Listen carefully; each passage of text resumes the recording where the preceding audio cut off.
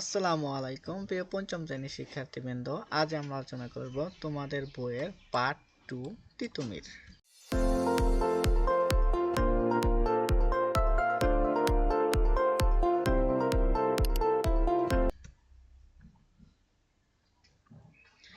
দেখো, তিতুমির 1782 সাল হায়দারপুর গ্রামে জন্ম হলো এক শিশুর। এ ছেলে সৈয়দ বংশের নাম রাখবে।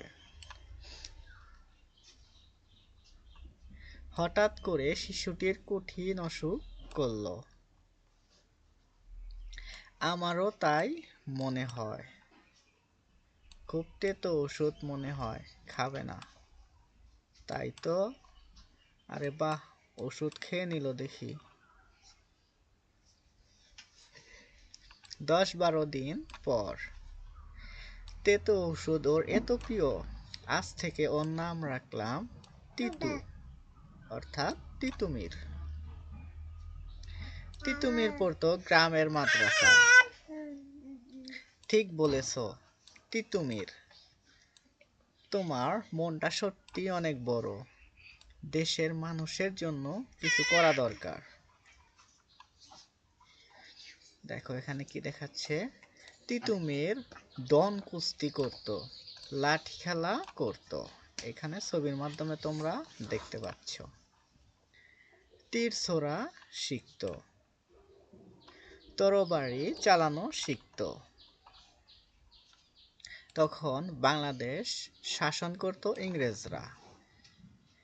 এই দেশের টাকায় আমরা ধনী হইবে। এটা কার কথা? এটা হচ্ছে ইংরেজ সাপের কথা। অন্যদিকে ছিল জমিদারদের অত্যাচার।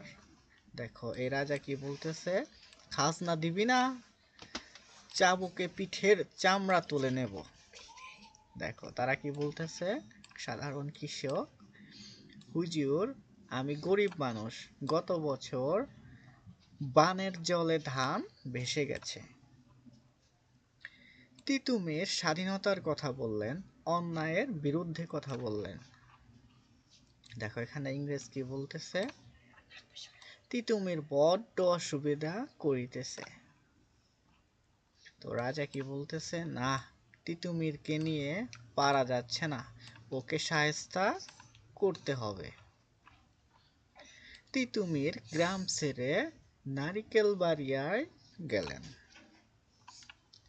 দেখো এখানে তিতুমির কি বলতেছে, এইখানে আমাদের লড়াই করতে হবে, আমরা খাজনা দেব না, সব জমি আমাদের, দেশ থেকে ইংরেজদের তাড়াবো আমরা। দেখো তারা কি স্লোগান দিতেছে, এই দেশ আমাদের, এই জমি আমাদের। তিতুমির বাঁশের কেল্লা বানিয়ে সেখানে তরুণদের প্রশিক্ষণ দিতে লাগলেন। এই যে এখানে বাঁশের কেল্লা তোমরা দেখতে পাচ্ছ, এবং এখানে এই যে দেখো কয়েকজন প্রশিক্ষণ নিতেছে। এবার ইংরেজদের বিরুদ্ধে অস্ত্র ধরব আমরা, তারা বলতেছে। ম্যাজিস্ট্রেট আলেকজান্ডারকে পাঠানো হলো তিতুমিরকে দমন করার জন্য, কিন্তু তিনি সৈন্য নিয়ে পালিয়ে গেলেন। দেখো এই যে এখানে দেখানো যাচ্ছে তারা কি বলতেছে, ধর ধর, আর ইংরেজরা কি বলতেছে, পালাও পালাও, ওরা আমাদের মারিয়া ফেলিবে। দেখো এই হচ্ছে তিতুমির, চাষীদের নীল চাষে বাধ্য করা যাবে না।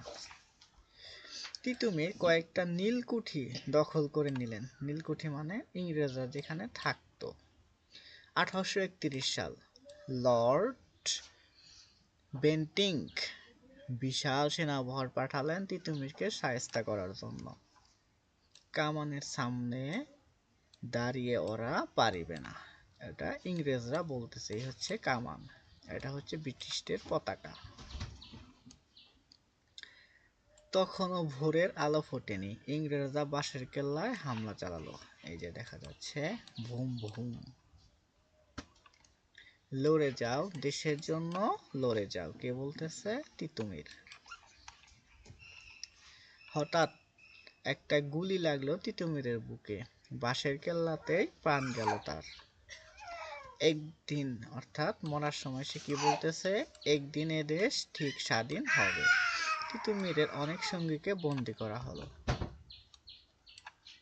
তখন তাদের সঙ্গীরা কি বলতেছে, তিতুমির নেই কিন্তু আমরা আছি। দেখো এই পাঠ থেকে আমরা শব্দের অর্থগুলো, গুরুত্বপূর্ণ শব্দের অর্থগুলো জেনে নেই। আগেবার অর্থ কি, সামনে এগিয়ে যাও। চাবুকে অর্থ চাবুক মেরে, দুর্গ শক্তিশালী ও সুরক্ষিত সামরিক স্থাপনা। প্রশিক্ষণ, প্রশিক্ষণ শব্দের অর্থ হাতে কলমে শিক্ষা। বাঁশের কেল্লা, বাঁশ দিয়ে তৈরি দুর্গ। বান, বন্যা, লড়াই, যুদ্ধ। শায়েস্তা অর্থ কি, দমন, শাস্তি বা সাজা। সেনাবহর তার মানে সেনাদল। দেখো অনুশীলনী কি রয়েছে। শিশুটির কঠিন ধ্যাস করলো, শিশুটির কঠিন অসুখ করলো। তিতুমিরের বিরুদ্ধে, তিতুমির ধ্যাস বিরুদ্ধে কথা বলতেন, তিতুমির অন্যায়ের বিরুদ্ধে কথা বলতেন। তিতুমির বাঁশের কেল্লায় প্রশিক্ষণ নিতে লাগলেন। কারা, তরুণদের। তিতুমির বাঁশের কেল্লায় তরুণদের প্রশিক্ষণ দিতে লাগলেন।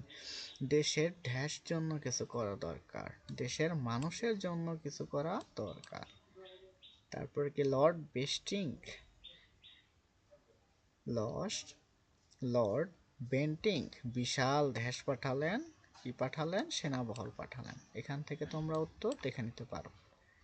তারপরে রয়েছে 2 নম্বর, বিপরীত শব্দ দিয়ে বাক্য তৈরি করে, অর্থাৎ প্রথমে বিপরীত শব্দ লিখতে হবে, তারপরে সেই বিপরীত শব্দ দিয়ে বাক্য তৈরি করতে হবে। দেখো একটা আমাদেরকে লিখে দেখিয়ে দিয়েছে, ছোট, ছোটর বিপরীত বড়। আমাদের গ্রামে বড় একটা বট গাছ আছে। তেতো, তেতোর বিপরীত মিষ্টি।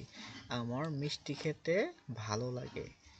বিরুদ্ধে, বিরুদ্ধের বিপরীত পক্ষে। আমরা সত্যের পক্ষে থাকব। দমন, দমন শব্দের অর্থ কি, প্রশ্রয়। অন্যায়কে কখনো প্রশ্রয় দেব না। তরুণ, তরুণ বিপরীত কি, প্রবীণ। প্রবীণ মানে বৃদ্ধ বোঝাচ্ছে, প্রবীণদের কথা শুনবে। স্বাধীন বিপরীত পরাধীন। বাংলাদেশ একসময় পরাধীন ছিল। বন্দি, বন্দির বিপরীত মুক্ত। পাখিটাকে মুক্ত করে দাও। অর্থ এখানে যেগুলো দেওয়া আছে এগুলোই দিতে হবে এরকম না, তোমরা তোমাদের নিজস্বভাবে তৈরি করতে পারো। 3 নম্বর রয়েছে প্রশ্নের উত্তরগুলো লিখি। আমরা উত্তরগুলো উত্তরপত্র থেকে দেখে নিচ্ছি। দেখো ক নম্বরে কি প্রশ্ন রয়েছে, তিতুমিরের জন্ম কত সালে। দেখো আমরা দেখে নেই তিতুমিরের জন্ম কত সালে। দেখো তিতুমিরের জন্ম 1782 সালে। তিনি হায়দারপুর গ্রামে জন্মগ্রহণ করেন। তার বংশের নাম সৈয়দ বংশ। তেতো ওষুধ খুব প্রিয় ছিল বলে তার নাম রাখা হয় তিতো, সেখান থেকে তার নাম হয় তিতুমির। অর্থ এখানে যেহেতু শুধু জন্ম সাল বলছে সেক্ষেত্রে তোমরা এইটুকুই দিতে পারো, তাও হবে। তিতুমির কি কি করতেন। তিতুমির পড়তেন গ্রামের মাদ্রাসায়। তিনি ছোটবেলায় ডন কুস্তি করতেন, লাঠি খেলা করতেন, তীর ছোড়া শিখতেন, তরবারি চালানো শিখতেন। দেখো ম্যাজিস্ট্রেট আলেকজান্ডারকে কেন পাঠানো হয়েছিল।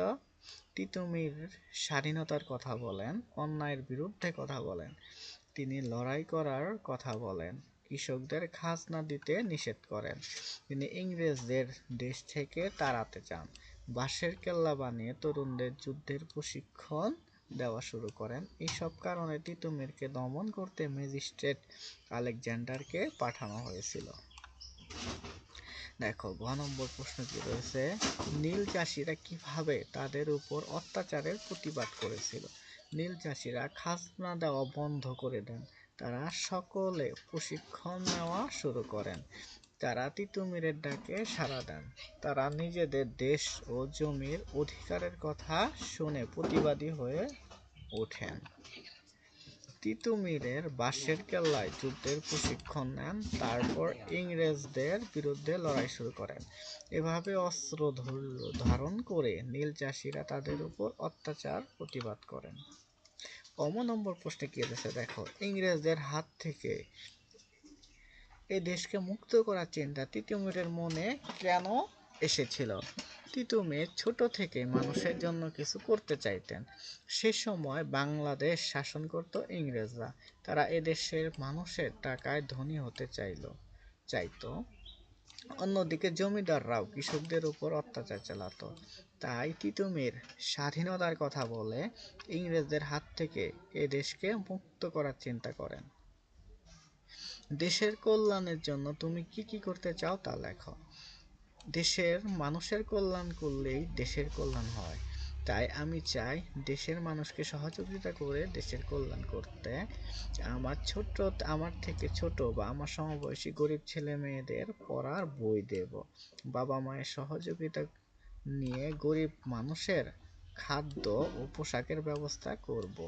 আমরা আশেপাশে ঘটে যাওয়া অন্যায়ের বিরুদ্ধে কথা বলবো। এভাবে আমি দেশের কল্যাণ করতে পারি। এই হচ্ছে আমাদের প্রশ্নগুলোর উত্তর। আমরা এরপরে বাকিটা দেখে নিই। দেখো 4 নম্বরে কি রয়েছে, নিচের বাক্যগুলোতে বিরাম চিহ্ন বসাই। দেখো বিরাম চিহ্ন মানে তো বোঝো, কোথায় দাড়ি, কোথায় কমা, কোথায় প্রশ্নবোধক চিহ্ন হবে সেগুলো আমাদের দিতে হবে।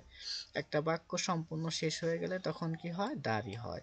আর যখন একটা জিনিস জিজ্ঞাসা বা চাওয়া বোঝায় সেক্ষেত্রে একটা প্রশ্নবোধক চিহ্ন দিতে হয়। তাহলে দেখো আমরা শুরু করি। দেখো খুব তেতো ওষুধ, কথাটা শেষ হয়ে গিয়েছে এই কারণে এখানে কি হবে, দাড়ি। খাজনা দিবি না, দেখো এখানে এটা একটা প্রশ্ন করতেছে, খাজনা দিবি না, তাহলে কি হবে, প্রশ্নবোধক চিহ্ন।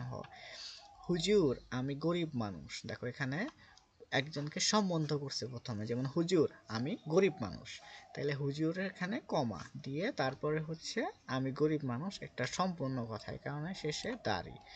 তিতুমির নেই কিন্তু আমরা আছি, দেখো এখানে দুইটা বাক্য যুক্ত করা হয়েছে, তিতুমির নেই, কে নেই, তিতুমির নেই, তাহলে আমরা আছি।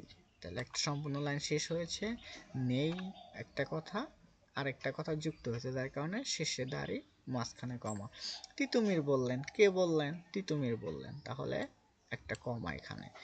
এবার ইংরেজদের বিরুদ্ধে অস্ত্র ধরবো আমরা, যেহেতু কমা এটাকে আবার উপরে আরেকটা কমার মাধ্যমে বন্ধ করে দিতে হবে, ইংরেজিতে বলে ইনভার্টেড কমা।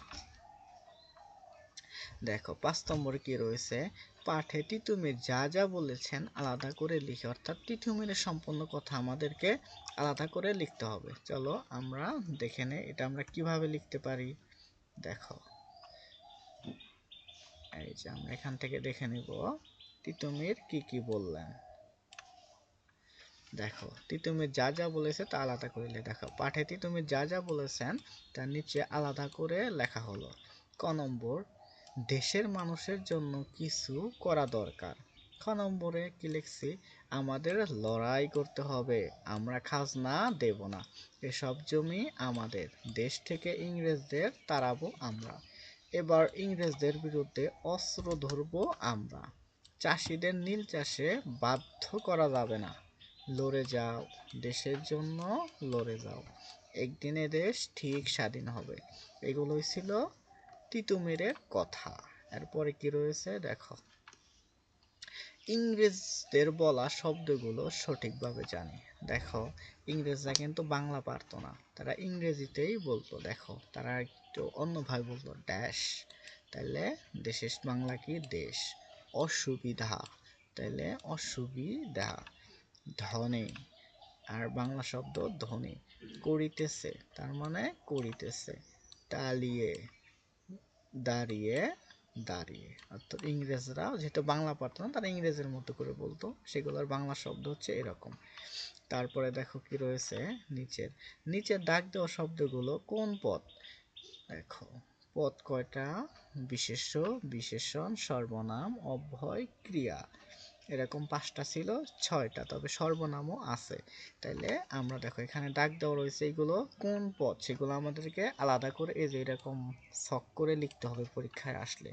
তাহলে আমরা দেখো লিখেছি কিভাবে, আজ শুক্রবার, কোন একটা বার থাকলে সেটা বিশেষ্য হয়, বার কোন একটা নাম বোঝাইলে সেটা বিশেষ্য হয়। তাহলে আজ শুক্রবার, তো শুক্রবার কি, বিশেষ্য। রাজু ও তিথি স্কুল বন্ধ, কোনো কিছু যুক্ত করা হলে সেখানে অব্যয় যুক্ত করা হয়, যেমন ও, এবং, তাহলে ও কি, অব্যয়। তারা একই শ্রেণীতে পড়ে, তবে কাদের একসাথে বোঝালে সেক্ষেত্রে সেগুলো সর্বনাম হয়। সে বা তারা, তাহলে তারা কি সর্বনাম। দুজনই খুব মেধাবী, তার মানে কারো একটা গুণ প্রকাশ করতেছে, কোন দোষ গুণ বোঝাইলে সেগুলো হয় বিশেষণ। নাম বোঝালে বিশেষ্য, দোষ গুণ বুঝাইলে সেগুলো বিশেষণ হয়। তাহলে যেহেতু একটা মেধা তার মানে একটা গুণ, তাহলে সেটা কি হবে বিশেষণ। প্রতিদিন তারা মাঠে খেলা করে, খেলা একটা নাম, যার কারণে এটা কি বিশেষ্য। 8 নম্বর কোয়েশ্চেন, নিচের বাক্যগুলো হাত শব্দটির নিচের কোন অর্থে ব্যবহৃত হয়েছে তা লিখি। কোন একটা বাক্যে একটা জিনিস দুই ভাবে ব্যবহৃত হতে পারে, একটা হচ্ছে ভাবার্থ আর একটা হচ্ছে এমনি সাধারণ অর্থ। ভাবার্থ মানে ওইটা দিয়ে আমরা কি বুঝি সেই বিষয়টা। তাহলে বাবার হাত, বাবার এখন হাত খালি, হাত খালি মানে কি অভাব। তাহলে এটা কি বোঝাইতেছে, হাত খালি দিয়ে এটা একটা ভাবার্থ কি অভাব বুঝাইছে, যে বাবার এখন টাকা পয়সা নাই, সে অভাবে আছে। সে তোমাকে এক হাত দেখে নেবেন, তার মানে কি এক হাত দেখে নেবেন, তাহলে এক হাত এটাতে কি বলতে হবে, সে প্রতিশোধ নিব, তাহলে কি প্রতিশোধ পরায়ণতা। মিনার হাত ভেঙে গেছে, কি ভেঙে গেছে, হাত ভেঙে গেছে, তার মানে কি এখানে হাত একটা অঙ্গ বোঝাইতেছে। দেখছো একটা শব্দের অনেকগুলো অর্থ মানে ভাবার্থ বোঝায়, তাহলে এটা কি হাত মানে অঙ্গ বোঝাচ্ছে, যে অঙ্গ ভেঙে গেছে। হাত চালাও, দেরি করো না, তার মানে কি গতি বুঝাইতেছে। সে কোনো একটা কাজ পিছিয়ে পড়ে গেছে, তাহলে বলতেছে হাত চালাও দেরি করো না, তার মানে একটা গতি বাড়াইতে বলতেছে আরো। তার হাত টানের অভ্যাস আছে, হাত টানের অভ্যাস মানে চুরি বোঝায়, তাহলে তার চুরির অভ্যাস। তাহলে এখানে এই হাত কি অর্থে ব্যবহৃত হয়েছে, চুরি অর্থে। তাহলে দেখছো একটা শব্দে বিভিন্ন অর্থে ব্যবহৃত হয়, অর্থাৎ যারা বলে ভাবার্থ। শিক্ষকদের সহায়তায় গল্পটি অভিনয় করো, এটা তোমরা নিজেরা স্যারদের সহায়তায় গ্রুপ করে চেষ্টা করবে ক্লাসে। তো আজ এই পর্যন্তই। তোমরা যদি আগের পার্ট দেখে না থাকো তাহলে অবশ্যই দেখে নেবে, আমাদের চ্যানেলটিকে অবশ্যই একটি সাবস্ক্রাইব করে দিবে এবং তোমাদের মতামত কমেন্টে লিখতে ভুলবে না। ধন্যবাদ। আসসালামু আলাইকুম।